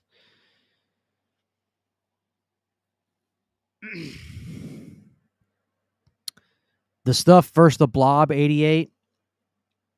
The Stuff. Great movies, but I love Cohen's quirkiness with The Stuff. Just can't get enough of The Stuff. Off the Grill podcast. What's up, guys? That's my buddy Steak Sauce. He's back on YouTube. He took a hiatus, but he's back. Go check out his show. Good dude. Great taste in movies. Me and him really love Return of the Living Dead and a lot of other stuff. It's funny because when I started the You Need a Horror podcast, one of the earliest episodes was me and him, actually, and we talked all about Return of the Living Dead 2 and 3, and man, we got into everything with Brian Peck. God, we covered the ugly stuff too. And yeah, I had a lot of people tell me they loved that episode. I had people, it's funny, probably like maybe a month ago, somebody DM'd me the link to that episode, and they just said they happened to find it just because they were YouTubing something. And somebody said, dude, this was an amazing episode. And I was like, yeah, it really was a good episode. And so that was actually Steak Sauce who was on that with me. So guys, check him out, Off the Grill podcast. Awesome dude. I vouch for him all day long.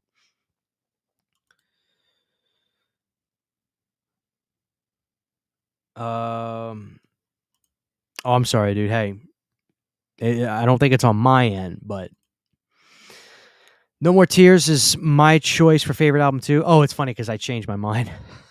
But I do love No More Tears, and I'd probably take Mr. Tinkertrain. Mr. Tinkertrain. I love the way Ozzy sings. No, Maiden doesn't really come around Louisiana. I'd love to see Maiden though, especially before they get too old. Road to Nowhere is a great song. Just wanted to say, love your vids. You do it best. Thank you. Also saw Graves live solo acoustic show a few years back. Dude can sing. Congrats, dude. Awesome. That is awesome.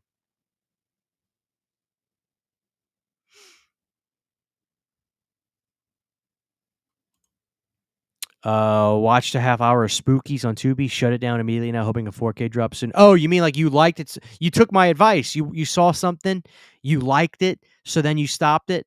Dude, listen, Spookies is fucking amazing. All credit to Piz. He's the reason I know about that movie. And Spookies is so fucking awesome. I love Spookies.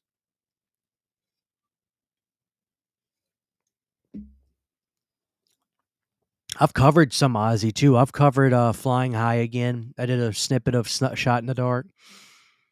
But here's the thing. Nobody likes it. Nobody likes it when I talk about this. The best Black Sabbath records were records that Ozzy had nothing to be a part of. As a matter of fact, let me just get this out there. I'm gonna say this again. I'm gonna say this again, and I'm just gonna hope that somebody actually listens to me and doesn't get upset.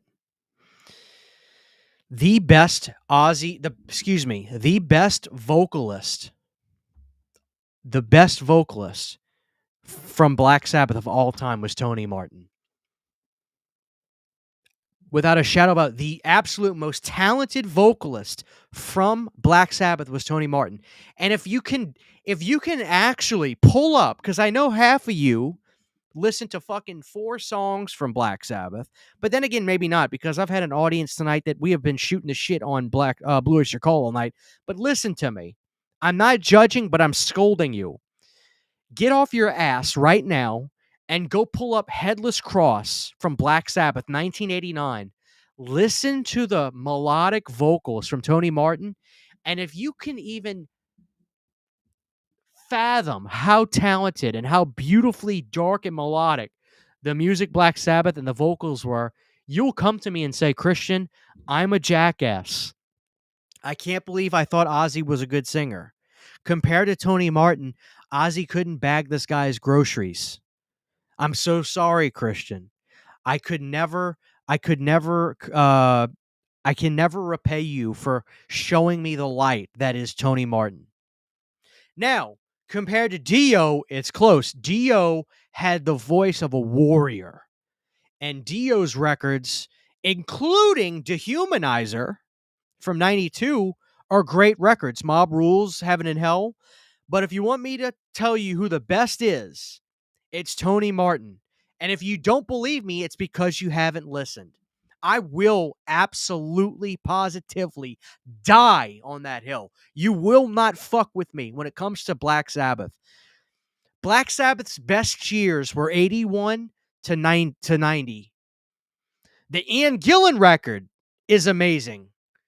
Ray Gillan, not Ian Gillan. Ian Gillan was Deep Purple. But Tony Martin is the best vocalist that nobody will ever convince me otherwise of. All right, let's talk some Judas Priest. Best Judas Priest record or your top 3 songs? Dude, that's a tough question. Depends on the day. The best Judas Priest record, in my opinion, is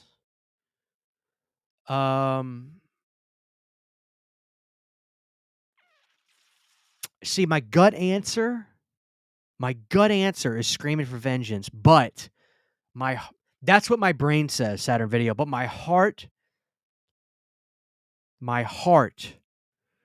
hold on, Justin Marino, listen to me.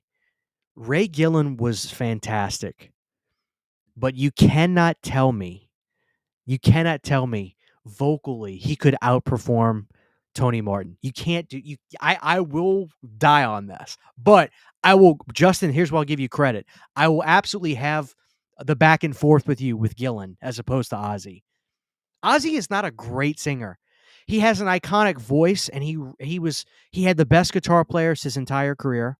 But and I love Ozzy. This is not a I love Ozzy. I adore Ozzy. I love his solo career way more than the Sabbath stuff.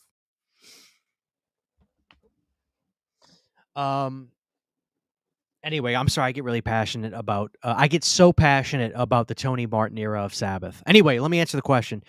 Um, my head says screaming for vengeance, but my heart really wants to go to. God, this is tough, dude. I'm not gonna say Turbo, although I love that record. Although Priest diehards will definitely say that Turbo is a bad record. My heart says Defenders of the Faith. My favorite Judas Priest song of all time is absolutely Rock Hard Ride Free. It's a fucking anthem. I mean, his vocals in that song are amazing. I also love I love the song Turbo Lover. I really do. I think it's a banger. And I also love, here's a deeper cut for you, Saturn Video. It's actually not a huge deep cut, off of Desert Plains. The song Desert Plains off of, the name of that record was what? Point of Entry. From Desert Plains, I'll bring you up. I love that song. All right, so you guys are going to get me. Let me see what y'all have to say about Tony Martin. First of all, thank you so much, Mr. Deadlight's fridge tour. I don't have a fridge tour to give you guys. Besides, I can't move the camera, and my phone just died, so I can't be mobile. But catch me on the next one, Mr. Deadlights. I'll give you a fridge tour. God bless you. Thank you. All right, so let me just argue with you guys for a second. You're probably right, Christian, if you're talking vocals, but there's something fantastic about the stoner inventiveness of the Ozzy era Black Sabbath, especially first. Well, listen, I'll have a conversation about Technical Ecstasy. I like that record. And the first record. Like Justin said, he's challenged me with Gillen. I'll accept the challenge there. Yes, I love Cross of Thorns. Great song with Tony Martin on vocals. Dio's Guilty is cool. Dio is amazing. Dio is an amazing vocalist. And I think some of Dio's best work was actually done with Tony Iommi after Ozzy backhandedly got the use of Black Sabbath permanently, where they released an album called Heaven and Hell in 2009. There is a song that Dio sings on that record. It's called is it called The Bible Black? Holy shit, that song just will send a shiver down your spine. Yes, Bible Black. Oh my god. So in 2009, Dio rejoined Black Sabbath, but they couldn't use the name Black Sabbath, so they put out this record under the name Heaven and Hell, right here. The Bible Black, the third song right there.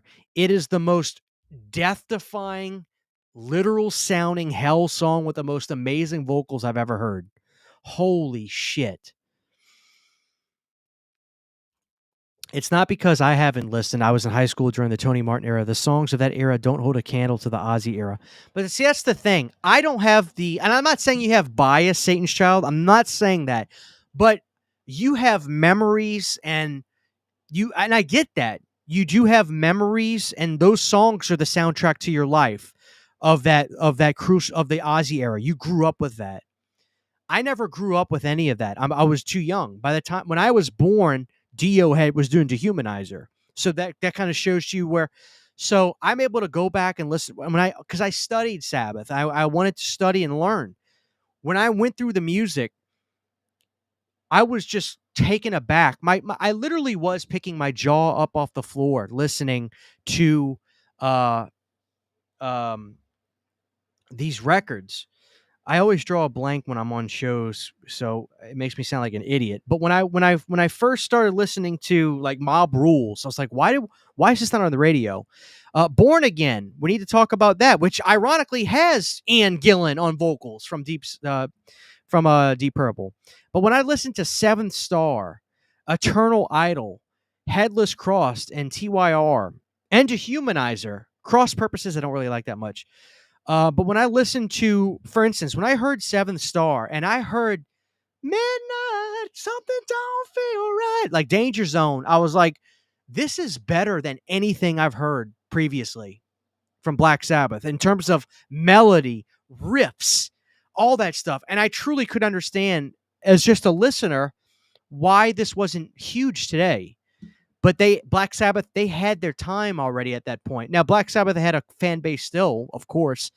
But when I would listen to Seven Star Eternal Idol, and when I heard Headless Cross, I said to myself, I was honestly mad. I was like, this is bullshit.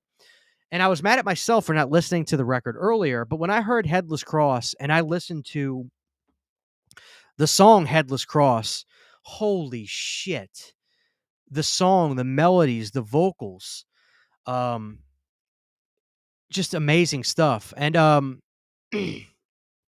excuse me. And yes, you're right, Justin. I know Glenn Hughes was a singer on Seventh Star. And correct me if I'm wrong. Ray did the vocals for he did the vocals for Eternal Idol on the record, but I think Tony toured Eternal Idol, correct? Correct me if I'm wrong. But I've watched so many clips of Tony singing live with the man and everything. And to me, it's just, I will fight for Tony Martin every day. I will fight for him. I just think he is the greatest fucking vocalist. I love Tony. But in terms of the records and the songs, to me, that's Black Sabbath. I think I keep wanting to say Dio. I think Tony Iommi was writing his best fucking riffs during those eras. Just amazing riffs. Amazing fucking riffs. God damn it. Stained Class is a great record. That's actually an expensive record for me to get. I kind of want to get it. I have, Justin. And listen, I'm not going to fight against Ray. I mean, I like the Badlands record too. Me and you, I think me and you were on the same page for the most part. From desert plains, I'll bring you up. Such a great riff, dude. It sounds like the sound of the desert, right? It sounds like the desert and cactus. Yeah, dude. Point of Entry is a great record. I hate that they changed the artwork, though, for the record on Spotify and Apple. Like, I like the original artwork.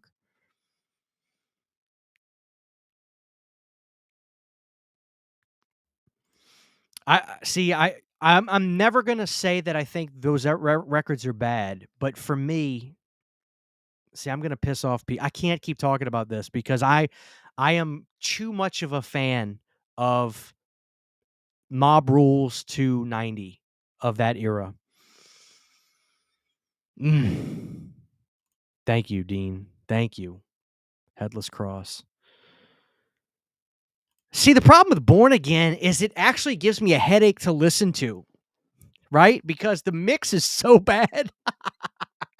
The mix is so bad on Born Again that it actually gives me a headache listening to it. Great album, though. I mean,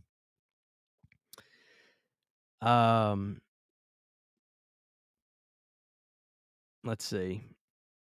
Heaven and Hell's a great record, too. Sign of the Southern Cross. You guys are speaking my language.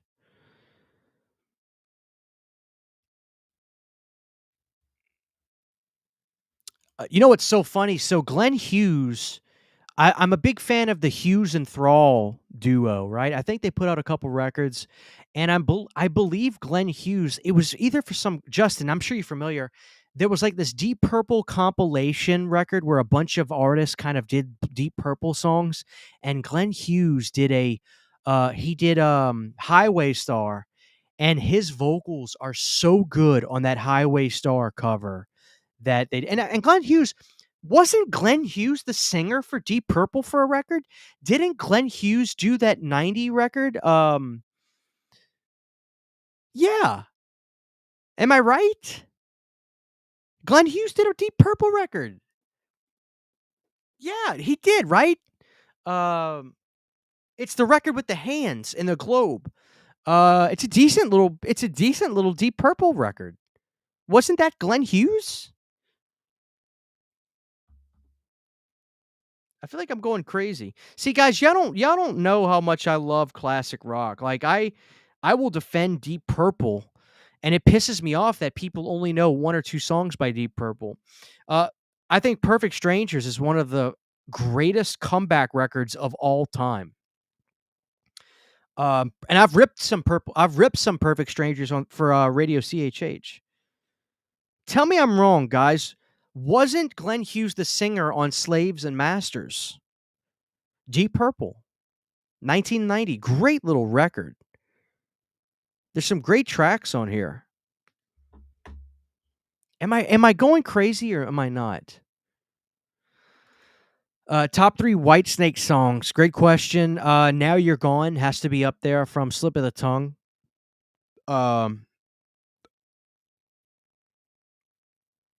Heart of the City, was that what's the name of the song? I hear the opening guitar track. See, Max Thunderdome hits it right. Joe Lynn Turner was. Was Glenn Hughes? Who am I thinking of that he did? Anyway, I don't want to go off of two of it's Joe Lynn Turner. That's a good little Deep Purple record, by the way. Fire in the Basement's a good little track on that. Now You're Gone. What's the name of that ballad? I love it. It's an old song from Whitesnake.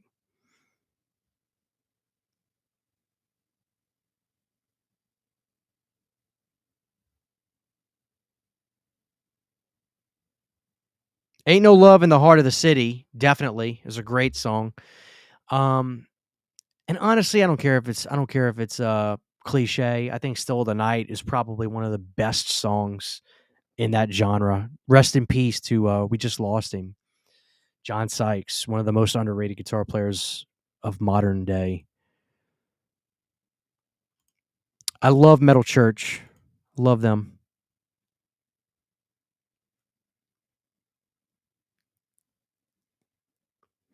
No, Satan. Listen, I'm not going to argue with that. Sabbath is, without a shadow of a doubt, those records are groundbreaking. There's no doubt about it.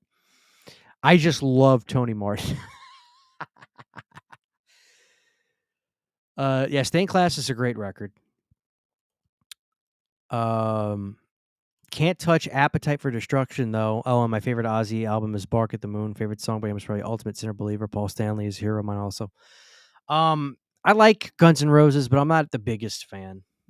I like them, though. Not the biggest fan. Favorite Kiss album? Creatures of the Night. All day long. All day long.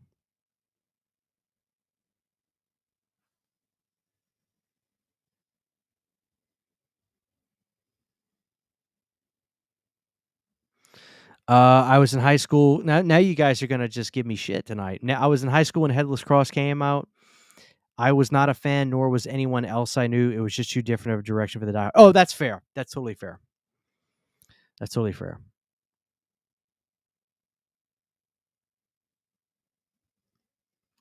Top 3 Scorpion songs. Holy shit. Wind of Change. Probably one of the best ballads ever written. Um, um, mm, that's a tough one. No One Like You is a classic. It's hard to pick. I can't pick another one. There's so many songs from Savage Amusement I just want to pick right now because I'm a big fan of that record. But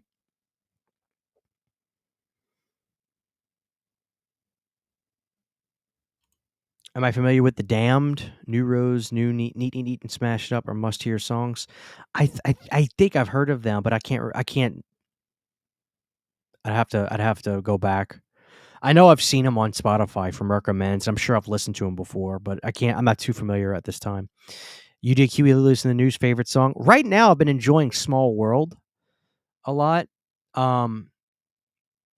Walking with the Kid is a favorite of mine.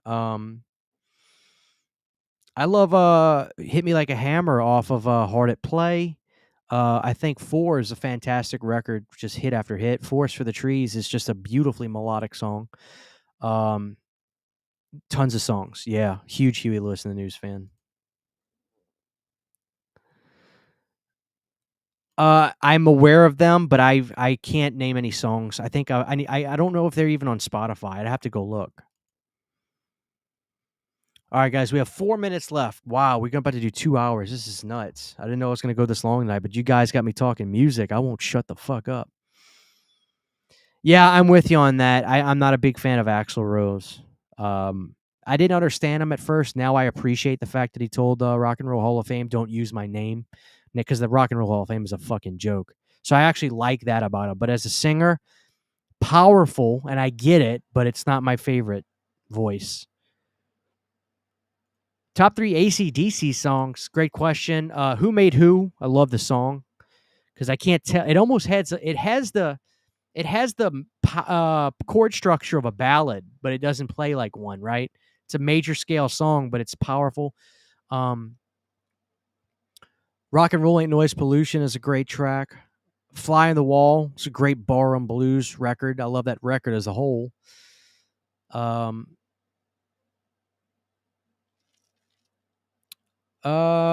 Then I gotta go with Are You Ready off of the best record, in my opinion, their comeback record of Razor's Edge in 1990. Fantastic record.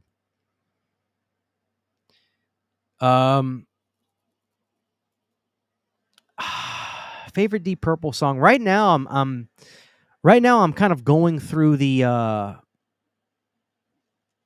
Coverdale years of Deep Purple, and it's kind of hard. Like, I think the best song.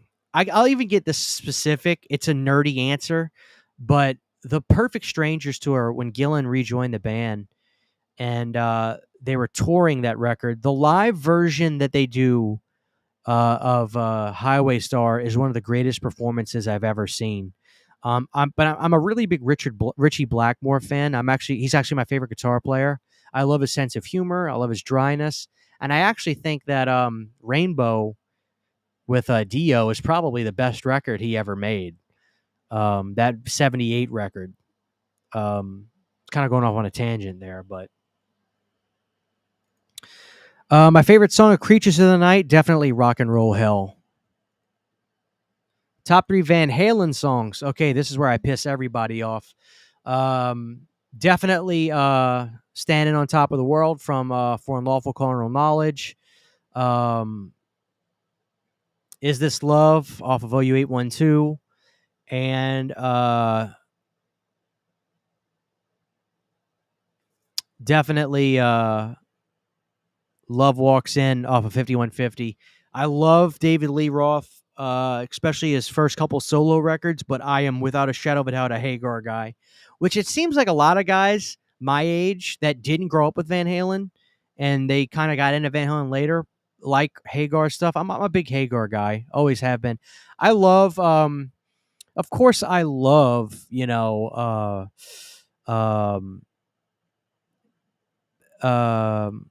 what's the record with like the weird artwork on it with Mean Street? That record, that's a great record. Unchained's on there. I have the record, but I can't remember the name of the record.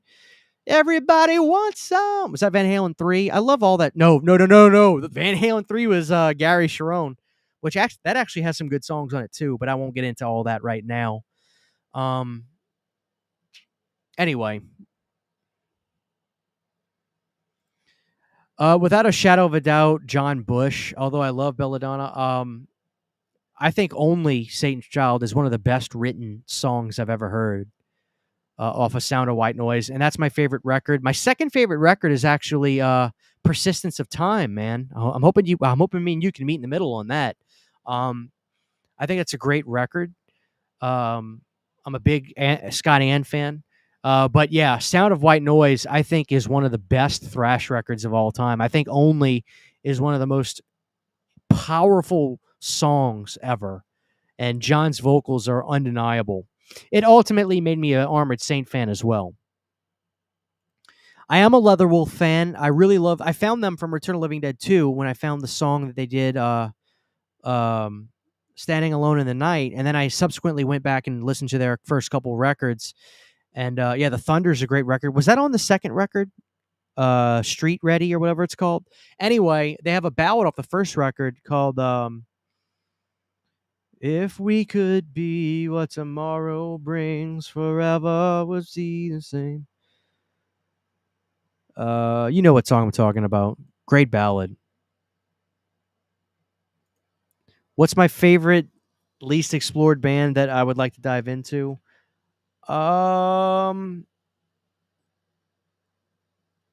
Probably 38 Special right now. I just know the hits.